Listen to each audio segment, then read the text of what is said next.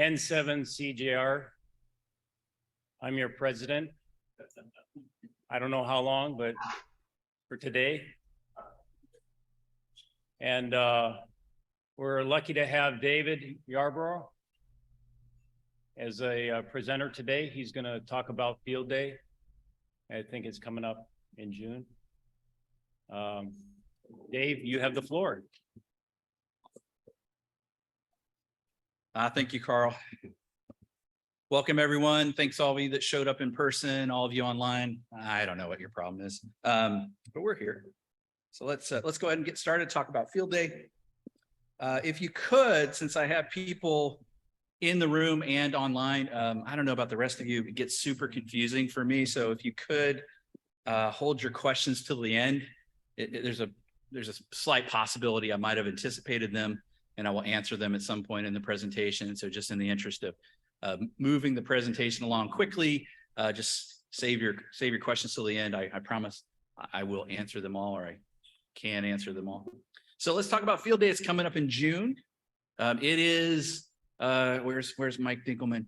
Mike, is it the most important, the biggest event in the life of the club? It's bigger or smaller than the swap meet? I don't know. They're tied, maybe. It's a very important event in the life of the club.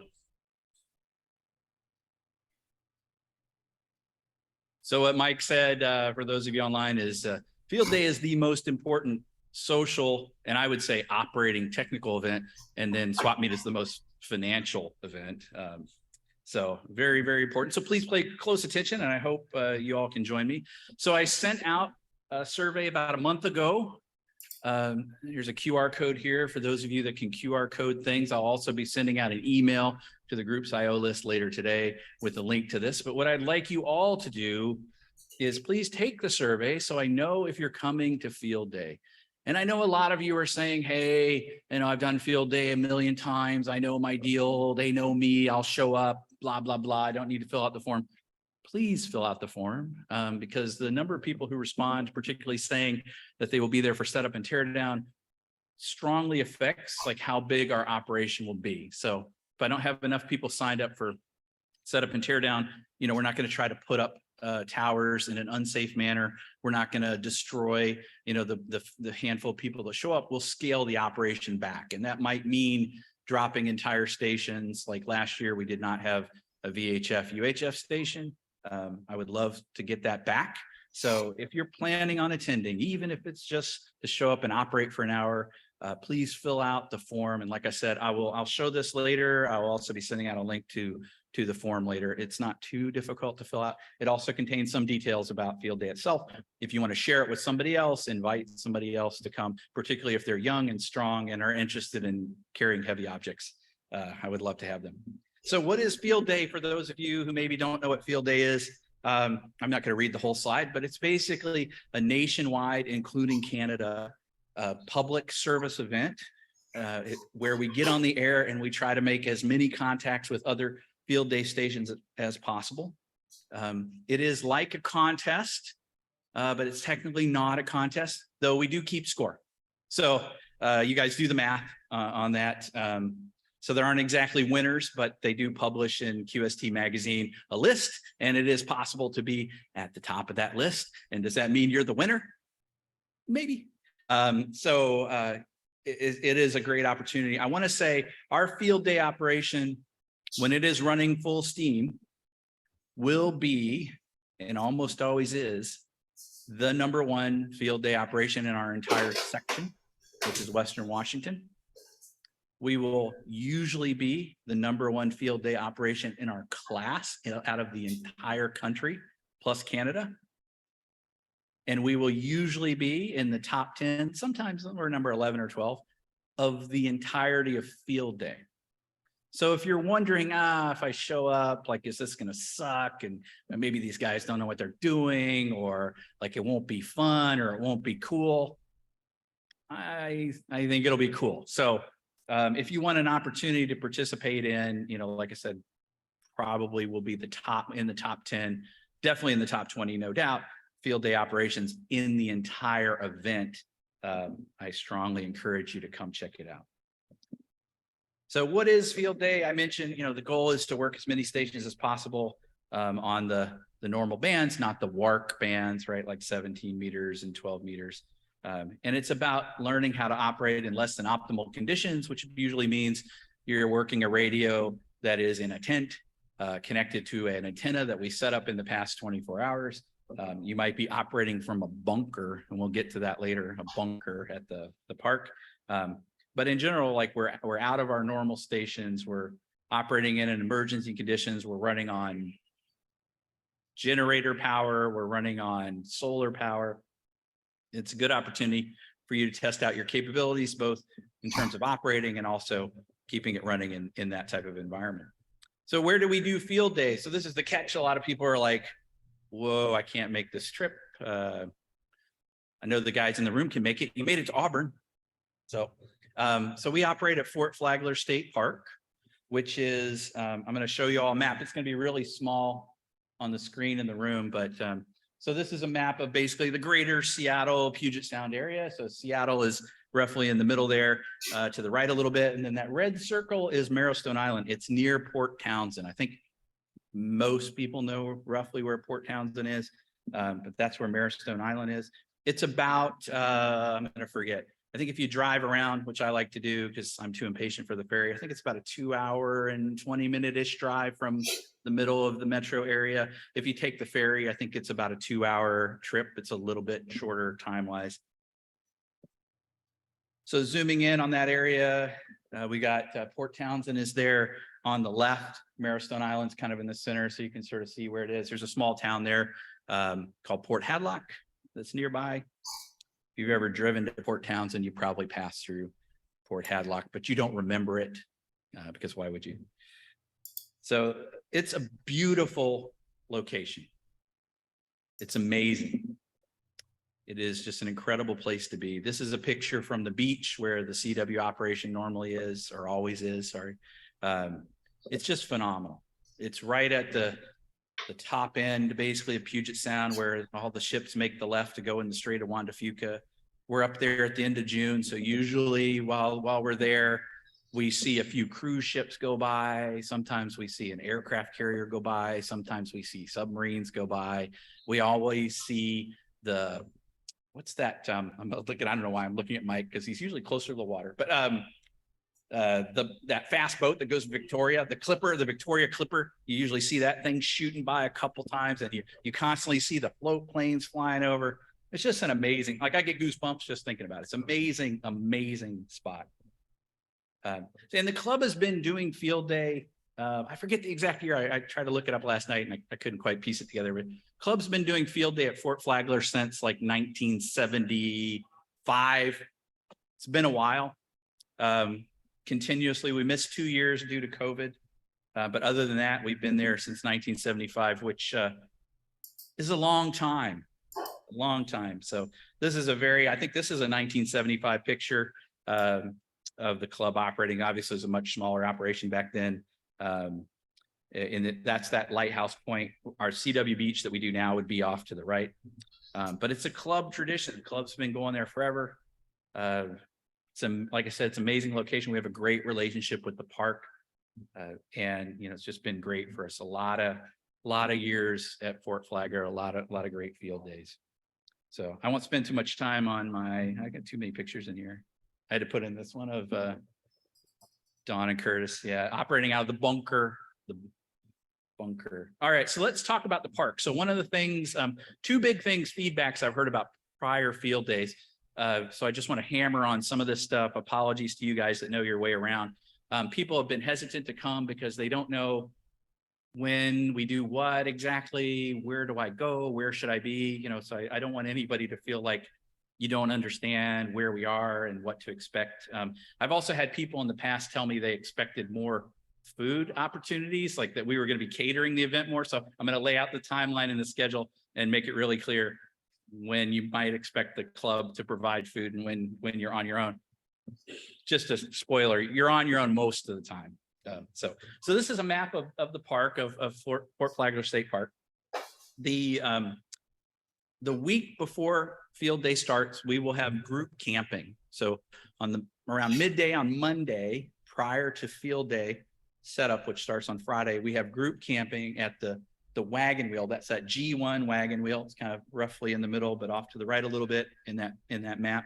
So we'll have group camping, and I'll show you some more details on that later. The club is, thanks to the swap meet, the club is paying for that campground for the whole week. So if you want to come and camp, again, it's a beautiful location. There's lots of stuff to enjoy there. You can do that at no cost to you, which I don't know if you've signed up for a campground lately. That's a pretty good deal. And I'll show you later how to sign up for that. So this is the general map of the park. Everybody is going to come in on Flagler Road, which is kind of that road in the bottom middle there. And then you'll come into the park, and I'll show you a little more. Again, I want to make sure you know where to go and what to expect, so you feel comfortable. I know in the past we've had people who drove. They drove the 2 hours. They came to field day. They were lost. They were confused. They didn't make a connection, and then they just left. And I don't want that to happen to anybody. So I would, for all of you that do know your way around, I would just encourage you to keep an eye out for people who seem lost and confused, and help them out. I'm deputizing all of you as assistant field day chairs right now to do your best to welcome everybody and help them figure out where they need to be and get them doing interesting stuff. So more on the park itself. Again, so this is an aerial view looking towards the north. I'm going to highlight a few things. So we'll have 3 main locations that we're going to be in during field day. So the first one is that campground I described, right? We're going to be at the group campground. The second one will be the bluff, which is this area that I have circled up there. The bluff is a gun battery that overlooks the water to the east of the park. It's, I don't know, about 100 or so feet up off the beach. It's quite high. And that is where we will have all of our main HF operations that are single sideband or digital. And then to the right, down on the beach, is CW Beach. So the CW operation is part of our field day. It's within the circle, if you will, of how big our field day operation could be, but it's very separated from the other HF stations. So we have great separation because of the distance and also the vertical distance. So we usually don't have too much trouble with interference with each other. So it makes for a really great operation, and makes for a really awesome CW operation for Mike and his team, because they're like right down there on the salt water with like amazing takeoff angles, all that good stuff. And the other thing that's advantageous, for us is, and it helps us, I think, a little bit with our score, is we generally sort of point everything east and southeast, right? And we have the whole country kind of in front of us. And then I mentioned the wagon wheel campground. You can just barely see it in this picture. It's that clearing that's off to the left. So if you're coming to the park, there's really, kind of 4 ways you can do it. So one is you could make a day trip to the park. You could just drive out for setup. Oh, well, I don't know. Yeah, if you want to drive out for setup and then leave, that's great. But you probably want to be there for field day. So obviously you can make a day trip to the park. You can do group camping with us at the wagon wheel.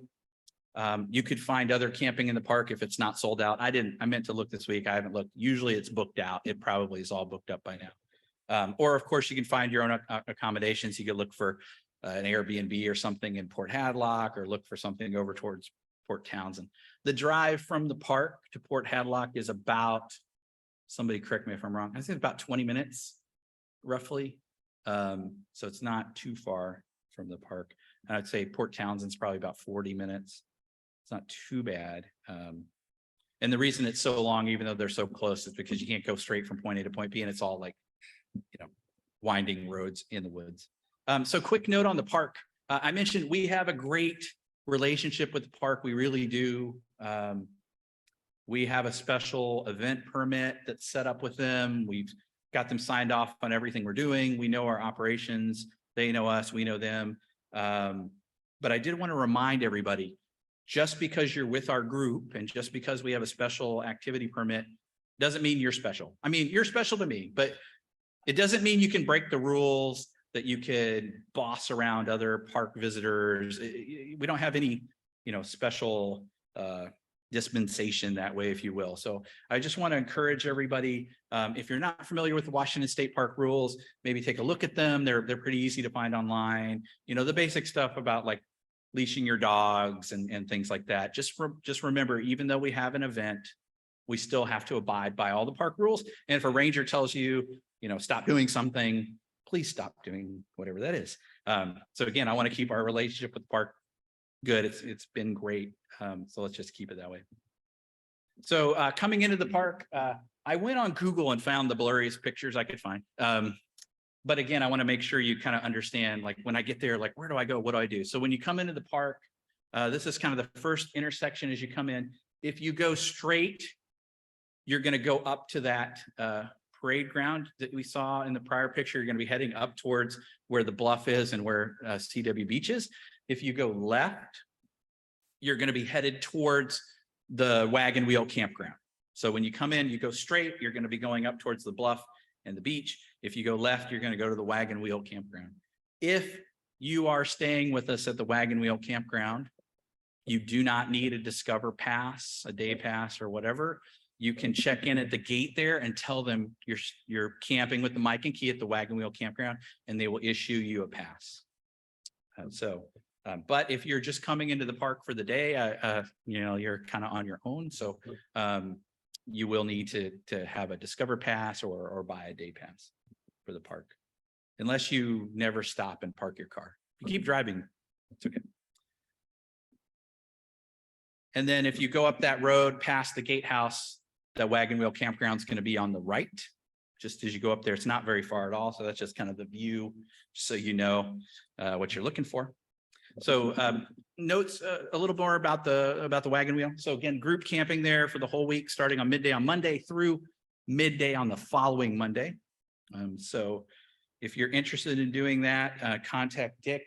Got his information up there. He's our wagon master. So Dick keeps track of everybody. He needs to know who's coming. You know, are you going to be bringing a tent, a car, a trailer, a motorhome, a 60-foot bus? I think it happened once.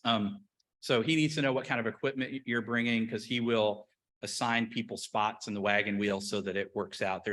We've been doing this long enough. We know there's certain spots that work better for different vehicle types. So Dick will sort that out for you. So make sure you check in with Dick. If you show up last minute and you're like, hey, I just want to sleep in my car, or I've got a really small tent or something, that's fine. You know, we can figure out some spots for you. But if you're going to show up with a trailer, we kind of need to know that you're coming. I mean, we would figure out a way to accommodate you. The space is large, but it would be better if we knew you were coming. So please contact Dick. This information also will be in the email that I'll send out to the group's IO later today. And obviously you can always contact me. I'll have my information at the end of this.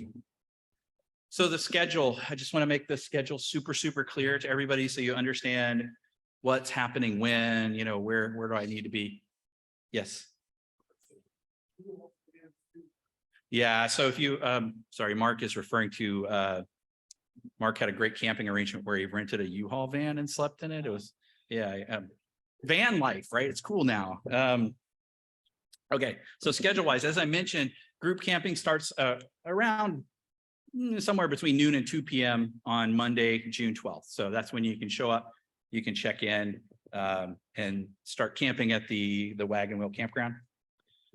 During the time from midday on Monday till Friday morning or Thursday night, there's a thing that happens now that has been referred to for the last, I don't know, 4 or 5 years as radio camp.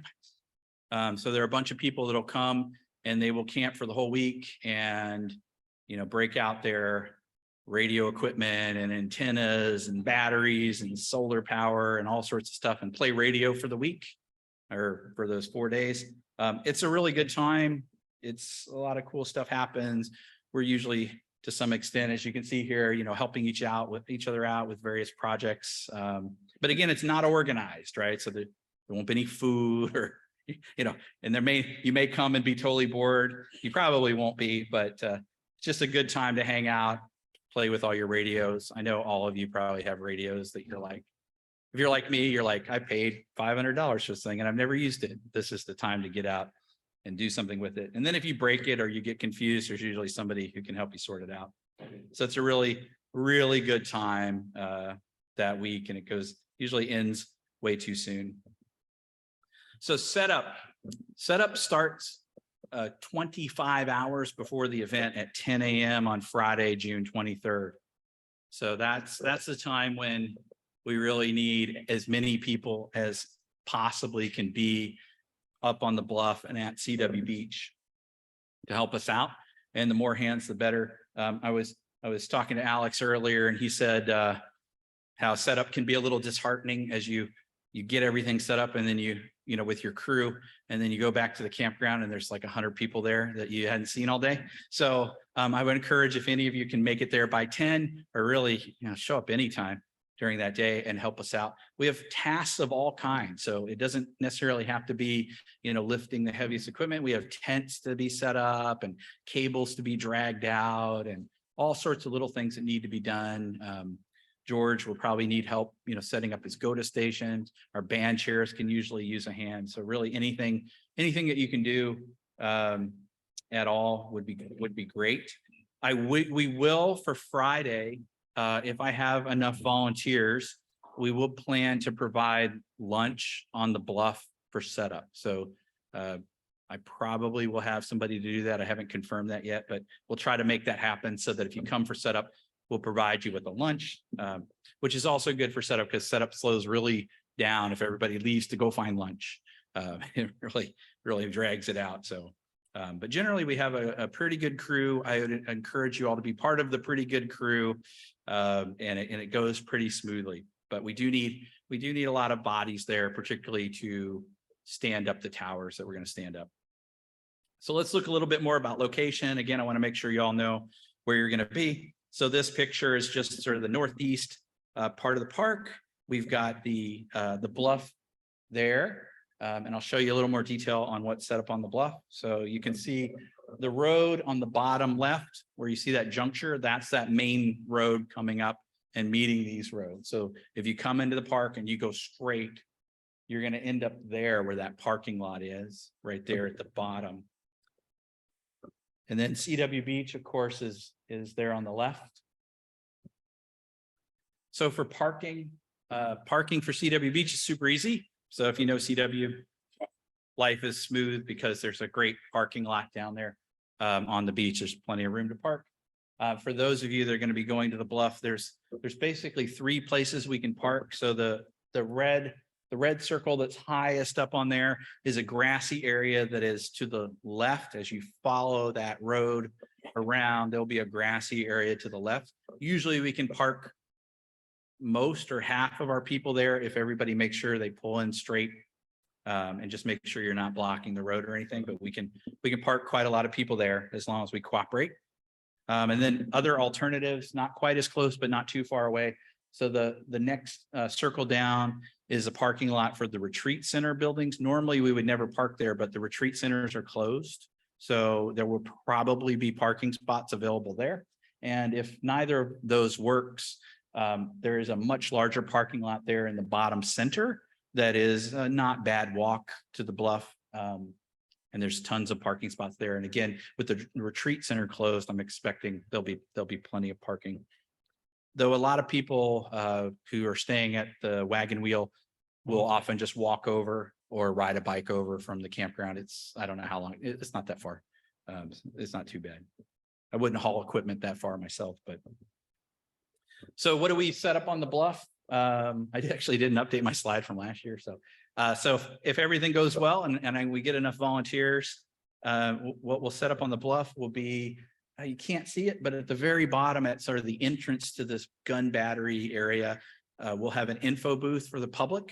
So that'll be where we greet the public, people who are visiting the park, and let them know here's who we are and what we're here and doing. And Toku, nicely enough, always volunteers to set that up for us and runs a great shop there. So he'll have magazines and flyers and a sign-in sheet for visitors, and really let the public know, like, hey, we're here, we're doing amateur radio, it's emergency preparedness, and invite them in.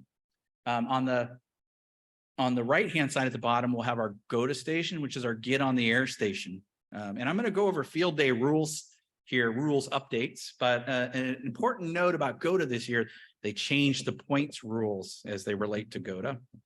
And now GOTA is, so previously GOTA was limited to making a certain number of contacts and then they were done.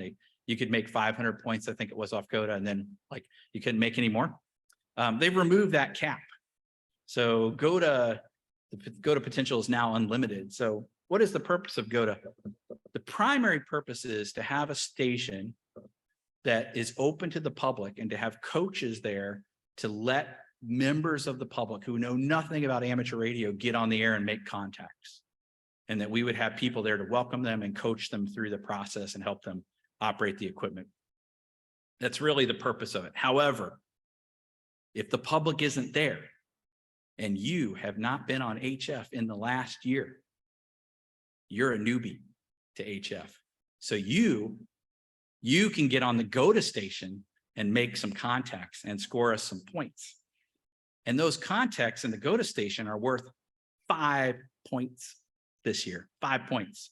So if you haven't been on HF in the last year, what I would encourage you to do when you come to field day, which you will do, is go to the GOTA station first before you operate any other HF station.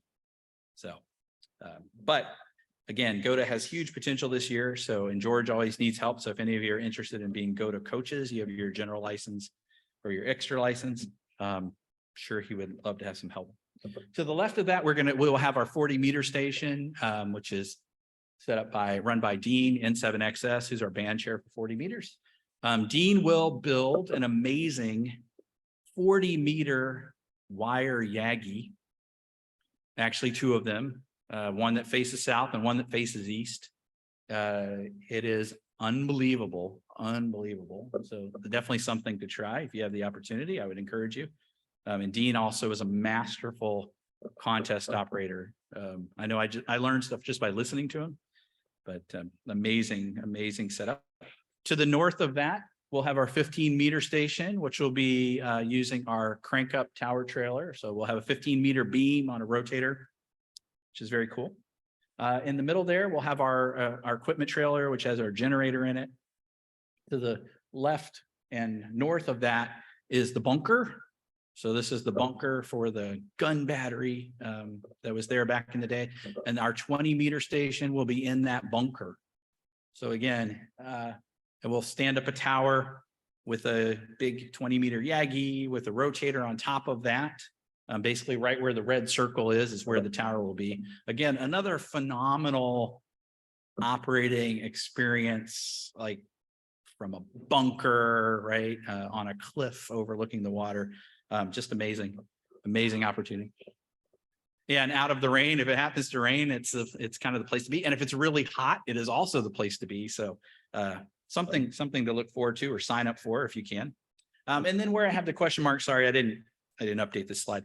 We'll have our digital station. So last year, Mike N7URH was the band chair for our digital station. He's returning this year. So we'll have some sort of antenna over there. Last year, we used the crank IR and it worked pretty well.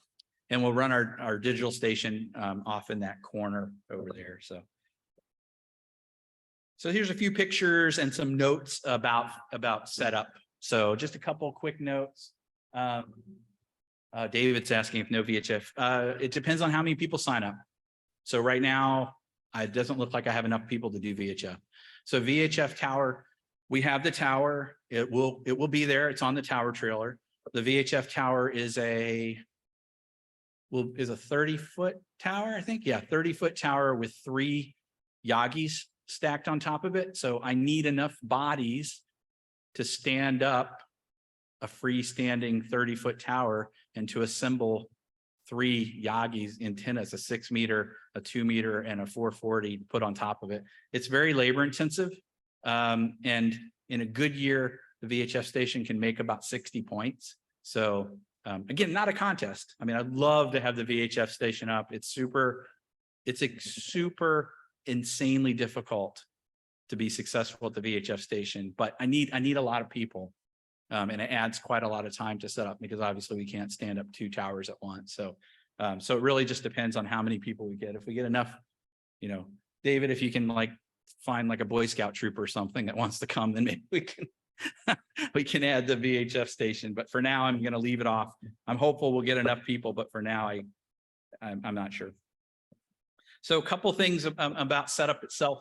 Like I said, it'll start at 10 a.m. on Friday. So I'd really appreciate if you can be there. Like I said, I've got all sorts of different jobs people can do, from setting up tents to pulling cables, all sorts of stuff. So there's all sorts of ways you can help. But we do need people to help with the heavy lifting. You know, obviously more hands makes lighter work. So when we have a good crew, it's not that bad. And I'll say, you know, I'm not exactly a spring chicken anymore, but I'm not sore the day after setup. But it's mostly because I watch everybody else. But I mean, you're not lifting that hard. If you get, you know, if you get 4 or 5, 6 people on something, it's not so bad. But a couple notes, if you are there for setup, you will have to wear closed-toe shoes. So we do take safety very seriously. So you do need to wear closed-toe shoes. You need to have gloves, and you need to have a hard hat if you're going to be anywhere near any of the towers, ropes, antennas, or anything while they're going up. We have a small number of hard hats and gloves in the equipment trailer. So if you're like, hey, I don't have a hard hat or I have gloves, you show up.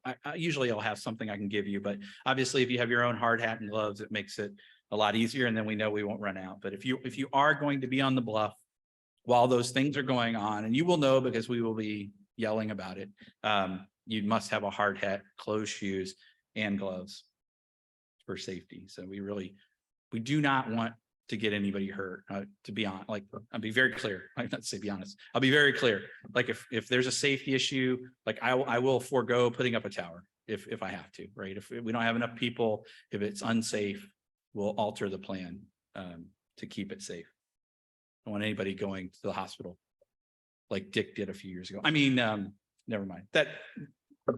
I think he did that one to himself. So, okay. So after setup, schedule-wise, back to the schedule. On Friday night, we will have a potluck.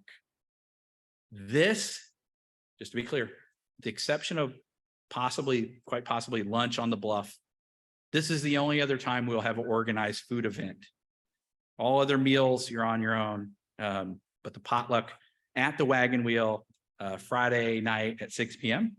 So I hope you all can be there for that. The club will provide like the burgers, the dogs, the sodas, the water, the plates, the napkins.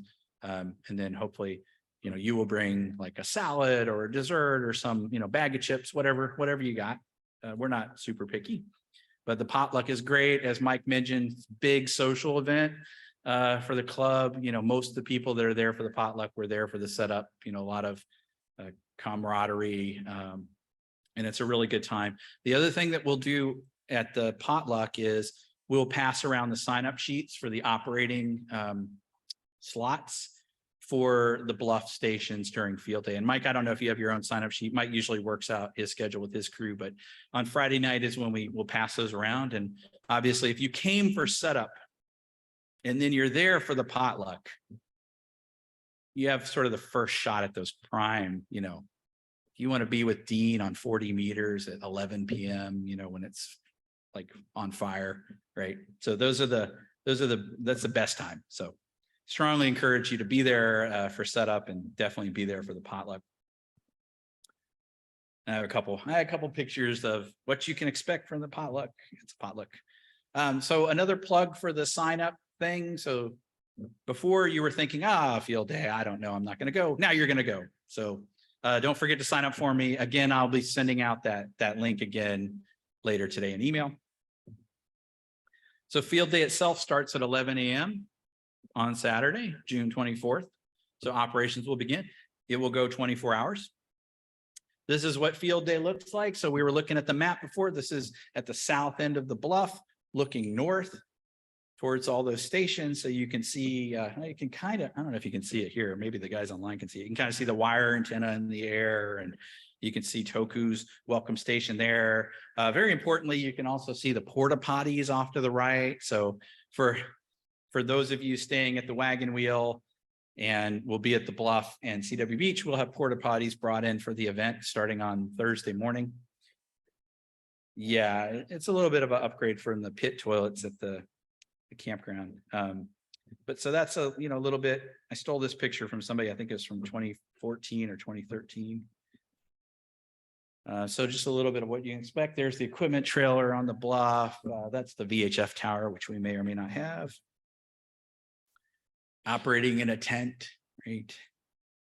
This is George's GOTA station. So he's doing GOTA. George has a great setup. He puts the waterfall up on a screen, so it makes it really, kind of flashy for everybody. And he, does a really good job of showing visitors, what it looks like and how to operate. Those of you who've never operated on field day, I just wanted to point out one thing about this slide. Look at the waterfall. It's on sideband. It's a little bit of activity. So CW Beach, obviously down on the beach, I would say even if you don't do CW, I'd strongly encourage you to at least visit and watch those guys operate. Usually Mike has a little breakout box thing with headphones, so you can tap in and listen to them operate. So it's super cool. Those guys doing CW down there. So there's a shot. Of Hal working it. There's a picture of 15 meters from a few years back with Phil. So how do you play field day, right? So we talked a lot about camping and food and when to show up. What exactly do we do when we're on the air? So field day is great because it has a relatively simple exchange. A lot of contests, you're counting contacts or you're giving them your name or John in New York, your number 014, right? Field day is fairly simple.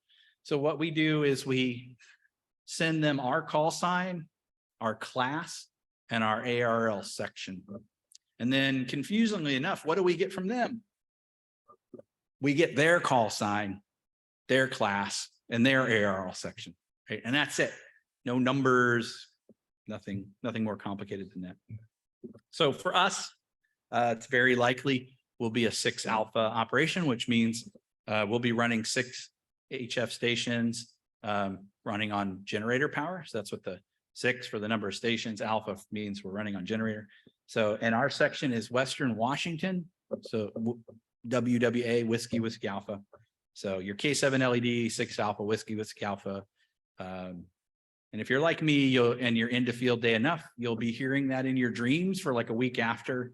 If you do enough sideband operation. So, but it's as simple as that. Like that's what we're sending. K7 LED, 6 alpha Whiskey Alpha. So what do we use for logging? I think it's different in CW land. They're way more high tech than we are with the phone stations. But we use a program called N3FJP. So I have a link up there, but you can't really see it on the screen here. But if you want to familiarize yourself with N3FJP prior to field day, you can download like the demo version of it. I think you can put like some number of contacts in it before it wants you to pay. But it's a very, very simple logging application. And we use a version of it that's specific for field day. So it's very simple to use, very easy to use. Basically, if you can type the contact there in the middle on the left, and you just hit enter, you're done. It's pretty simple. It has kind of a cheat sheet there for you on the bottom right that has all the section number or section letter combinations. So if you hear something, and I thought I heard, I don't know, VDC or something like that, but maybe it was MDC, you can kind of get a handy note there. It'll also tell you if you get dupes and that type of thing. But it's a very simple logging program. Encourage you all just to, if you're never really used the logging program or you're like, hey, I don't know if I can do this, you can check it out, before you go, but it's really easy. And we do need operators to log. So when we operate the HF phone stations, we do it in pairs. So we have someone who's actually on the microphone, and then we have somebody who's logging. So don't be intimidated because you're not doing all this by yourself. You're always working in pairs. And usually we have experienced operators around, and obviously our band chairs are very experienced, so they can help you out. You'll get the hang of it pretty quick. So a couple notes on rule changes for field day for this year. There were some rule changes. The change that was going to make phone contacts and CW phone contacts didn't go through. The change that would have made them worth the same number of points, that change didn't go through. I don't know if anybody's really active in their ARL membership, but if you feel strongly about that, I believe it's our section guy, Mike, what's his name, that proposed that. Whatever. So points are still worth the same. However, they did change the go-to station. As I mentioned before, the number of contacts made by the go-to station is now unlimited, and those contacts are worth 5 points.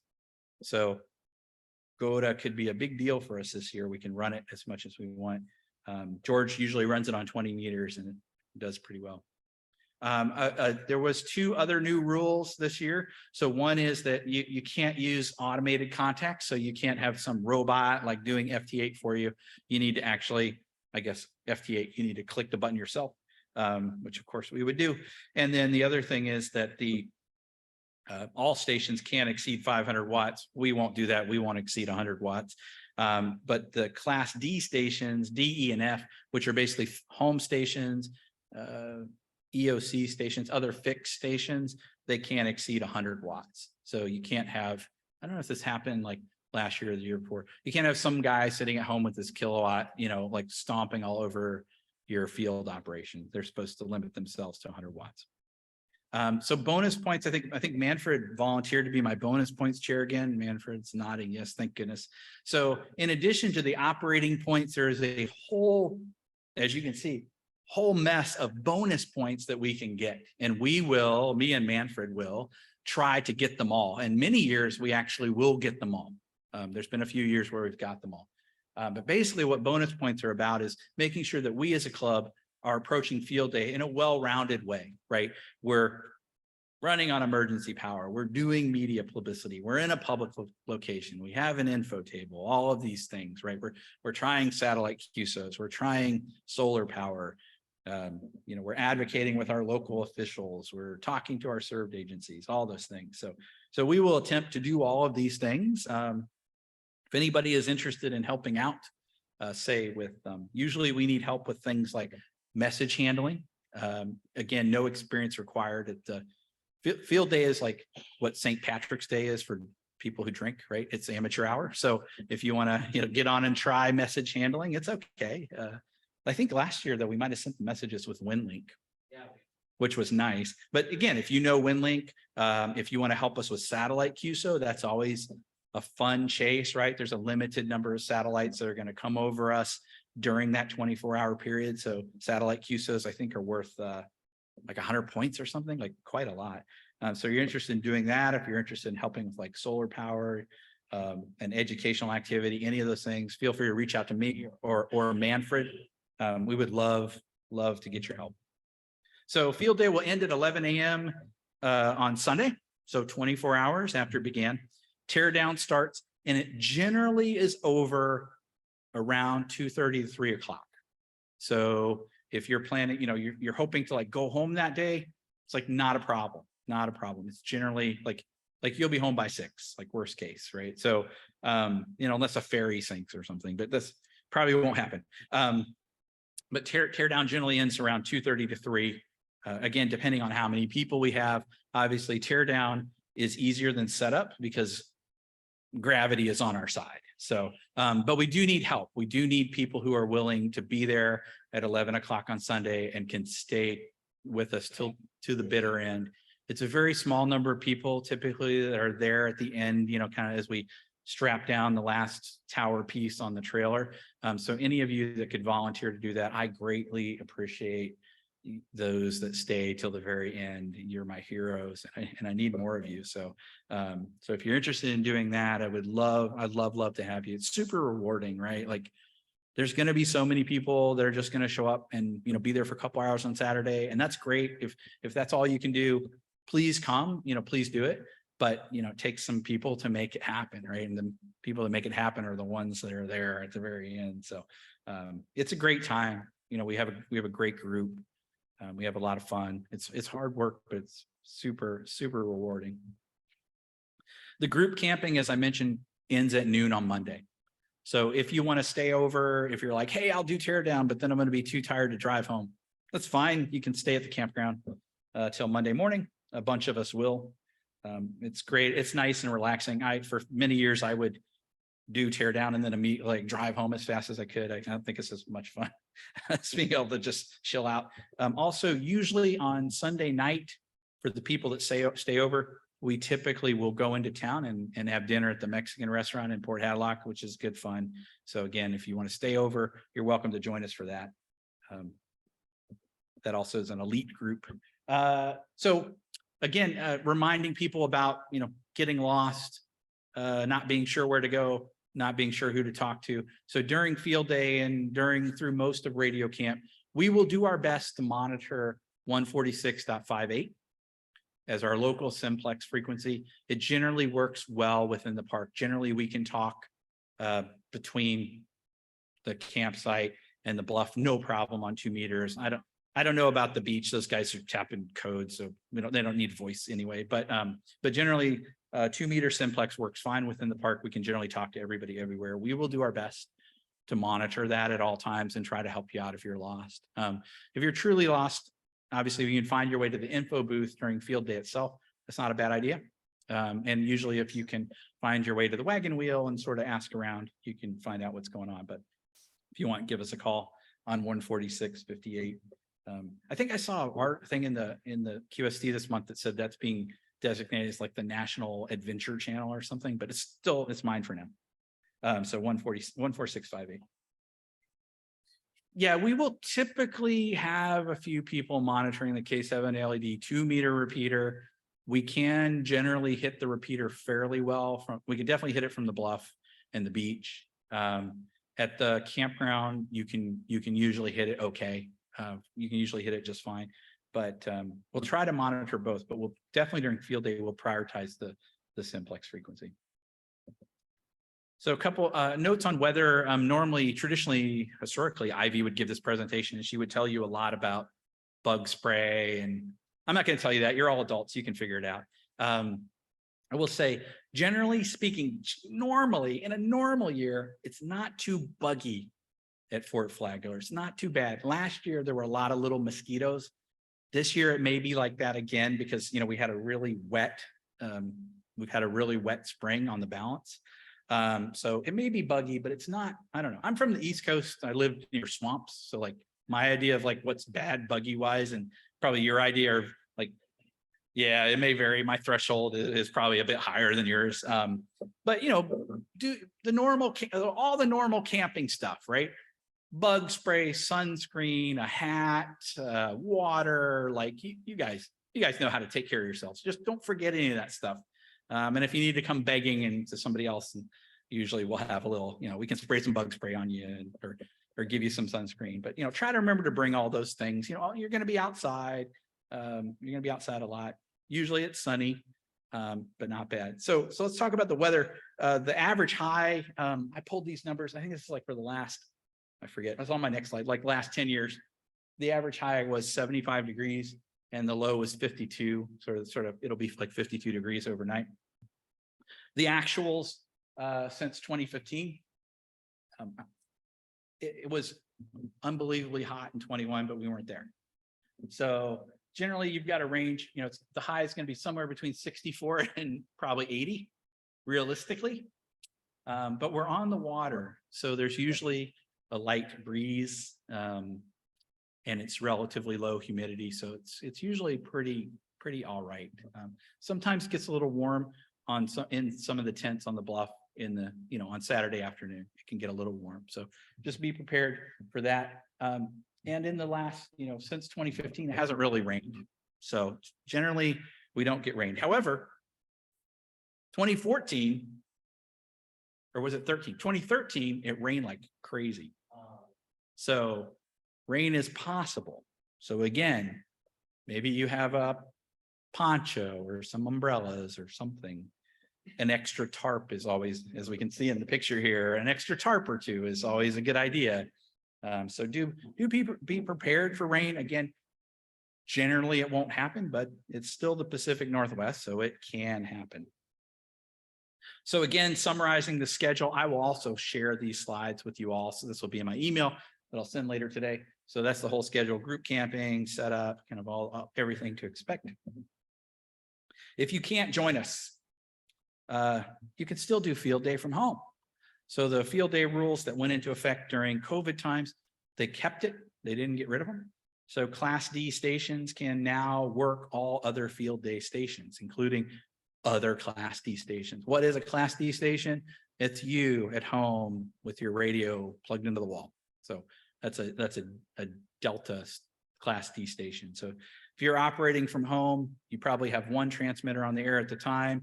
You're on commercial power, you're probably going to be a 1 Delta.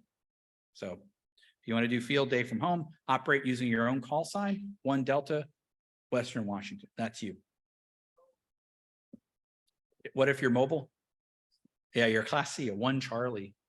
And then just for field day trivia, if you're like on solely battery power, like out in the woods somewhere, you'd be a 1 Bravo B station.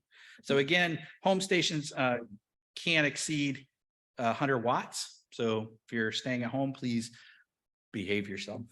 But also similar to the last few years, there will be an aggregate club score. So if you operate from home, please submit your field day score to the ARL and use this club name. And this will also be in my email, and it'll come in an email later after field day. But when it says what's your group or club name, put Mike and ampersand key ARC. And then what will happen is your operation from home, those points will get merged in with our club points. So again, I would encourage you to come to field day, but if you have to, you can do this. You'll make more points with us. Our operating setup is just very few of you, have a Yagi antenna on a rotator, 100 feet above the seawater, right? Okay, so, but if you can't join, please do that. I did want to say thank you to Bill. So the equipment trailers, taillights had flaked out on us, and he volunteered to go out and fix them. So thank you very much. I really appreciate that. I have no idea how to fix those, so I'm happy that we have trailer lights this year. So critical needs. So a few things. Again, I'm going to send you all the link to the survey. Please fill out the survey, check all the boxes for all the things that you're able to help out with. Right now, I'm going to be reaching out to a few people and locking some things down, but right now I'm pretty sure I still need a backup tower trailer pulling person. So I think I have people to do it, but I need a backup in case something happens to one of my main people. So if you want to reach out to me, I can confuse you with information about the trailers. But basically, if you have a vehicle that can pull a big heavy trailer, because that's what they are. I think the tower trailer is light but long. Equipment trailer is shorter but heavier. So if you have a vehicle that can haul a trailer, we also have all the adapters and doodads to hook up your electric brakes and stuff to the equipment trailer. So we will probably still need one person to be the backup. So that would be somebody who could haul one of those trailers from Skyway up to Fort Flagler on preferably on Thursday evening, have it there by Thursday evening. But if it had to be there on Friday morning and you could guarantee you'll be there by like 8, I guess we could do it. And then of course, haul it back after field day, which could be either Sunday afternoon, evening, or on Monday morning. The other thing is I will be reaching out to a few people to see who can help out with the potluck and the lunch on the bluff. I haven't reached out to those people yet, so I don't know if the people that did it last year are still going to be in, but we could always use help with that. So people could help, flipping burgers and bringing out lunch and stuff. We'll also, if we have some help and we're organized enough, we can rerun the potluck on Saturday night, which we typically do. So typically on Saturday night, all the leftovers from the potluck on Friday night, leftover burgers and everything, we'll do sort of a scaled down version of that. So if you're there on Saturday and you're operating, there might be a chance to get food again, or have somebody bring you some food. So if we get enough volunteers to help out with potluck, if you can be there and you can help out with potluck, please check that on the form so I know to reach out to you. Once I have enough people for each of those groups, I'll be sending emails and connecting you all with each other. So basically, I'll find all the people who want to help with food and potluck, and I'll put you all in contact with each other, and you can coordinate. Again, many hands make light work. So if you sign up, your job may be as small as, hey, bring the bottled waters, right? Like, so it doesn't have to be super complicated. Yeah. So other thing, if you want, send me an email, wa7dy@arl.net. I'll also be sending out an email later today. You can find me there. So I know I answered a couple questions, but question over here.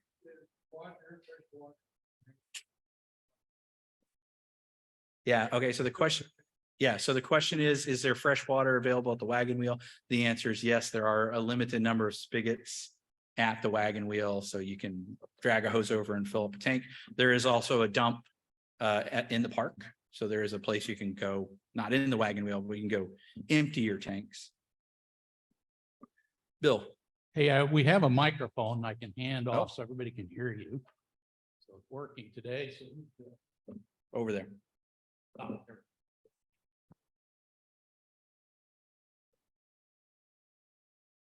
Test.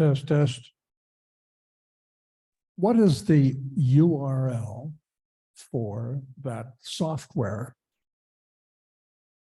that you're going to use? Yeah, I'll send out my presentation, which will have that link. It's N3FJP. So if you search for that, you'll find it, but it'll be in the email I send out. Okay, thank you. It's the same software the club's been using for at least 10 years, if not longer. So many of you probably seen it before. Does the ARRL accept paper logs? I don't know. I think so, because there's still like a 50-point bonus for submitting an electronic log. So maybe they do. Not sure. I wouldn't recommend it. Yes, Gary. This is Gary, KG7KU. And so I would suggest everyone, as far as what to bring, whether you're on the bluff or not, a couple layers of winter jackets and hats, folding camp chairs and things. I remember last year sitting by the campfire, we had 2-3 layers of heavy jackets because it was so cold and windy. Yeah. So just be aware that at night it can get very, very cold out there, right? Where it's not in the inner city, Seattle. Yeah. So it's open to breezes and temperatures that drop very, very low. Yeah. So the temperature could easily range between 50 and 80. So be ready, spring layers, be ready for anything. We're going to run out of time, so we can take a couple more questions. So campfires are allowed? Campfires allowed in the ring at the wagon wheel. So we'll usually do a group fire in the evening. And of course, that's subject to the park, that may change, right? A reminder that June 19th is a federal holiday, so that there is no gate personnel at the park on the Monday. So go crazy on Monday. That's what I heard. But the rest of the week. Okay. So it's a free for all on Monday. That's what I heard. Go nuts. But then on Tuesday, you have to comply. Dave, I'm sorry, but Maybe you'll have to go back and check in on Tuesday morning. Dave, this is Sam. I had to step out for a minute. Yeah, we're out of time. I got one more question, Phil. So for GOTA, is there a limit on the number of QSOs each op can make? I do not know. We'll reread the rules. George will know. Okay. George is in charge of enforcing the rules. And also for digital, what antenna or bands will we be running for that? We will tentatively run the Crank IR vertical, which we ran last year, unless we come up with something better. And last year we tried it on all the bands. So, because it can do anything. So. Thank you. All right, we're all out of time. Carl's going to throw me out of here. Couple notes. We do have an email list. It doesn't get a ton of email, but if you want, I try to, sort of send a little more traffic to this field day list. So you can join that list. That's on the groups IO. So if you search for field day at Mike and Key, you'll probably find it, and then you can sign up for that one. Again, I will share this presentation in the links that I'll send out later today. Again, another quick plug for my sign up form. If you didn't sign up already, you can fill out the form for me. I'll send a link out to this also again later today. And that's it. That's all I got for you. Thanks, everyone. What do you got? What do we got? Sam.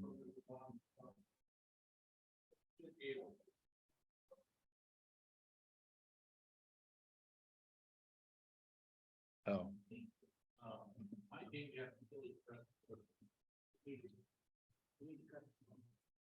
Yeah, we're out of time. Sorry.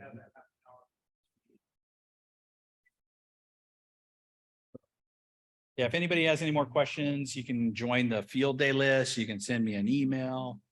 I'm happy to answer them.